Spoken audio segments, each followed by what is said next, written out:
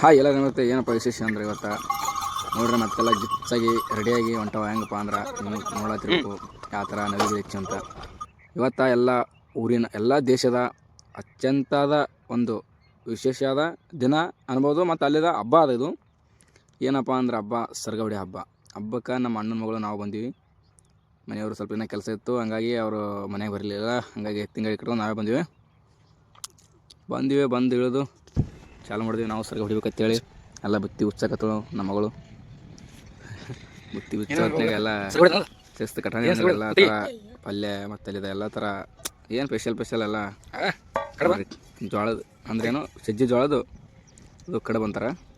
ಕಡಬ ಮತ್ತು ಅಲ್ಲಿದ ಪಲ್ಯ ಒಂದು 6 ಥರ ಪಲ್ಯ ಕಟ್ರ ಪಲ್ಯ ಎಲ್ಲ ಮತ್ತು ಅಲ್ಲಿದ ಶೇಂಗಾದ ಹೋಳಿಗೆ ಕಟ್ರ ಮತ್ತು ಅಳಗ ಹೂರ್ನು ಹೋಳಿಗೆವ 2 ಕಟ್ರ ಮತ್ತು ಅಲ್ಲಿ ಸಜ್ಜಿ ರೊಟ್ಟಿ ಎಳ್ಳು ಹಚ್ಚಿದು ಸಜ್ಜಿ ರೊಟ್ಟಿ ಸಜ್ಜಿ ರೊಟ್ಟಿ ಭೀ ಕಟ್ರ ಎಲ್ಲ ಥರ ಅಷ್ಟು ಮಿಕ್ಸ್ ಮಾಡ್ಬೇಕು. ಈಗ ಎಲ್ಲ ಥರ ಅಲ್ಲಿ ಹಾಕಿದಾಯ್ತು ಸರ್ಗ ಹೊಡ್ಯೋಕೆ.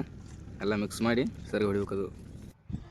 ಅಲ್ಲಿ ಎಲ್ಲ ಕಾಯಿ ಹೊಡೆದು ಎಲ್ಲ ಶಿಸ್ತು ಎಲ್ಲ ಸರ್ಗ ಹೊಡಿಬೇಕೈತೆ ಸ್ಟಾರ್ಟ್ ಮಾಡಿದ್ವಿ.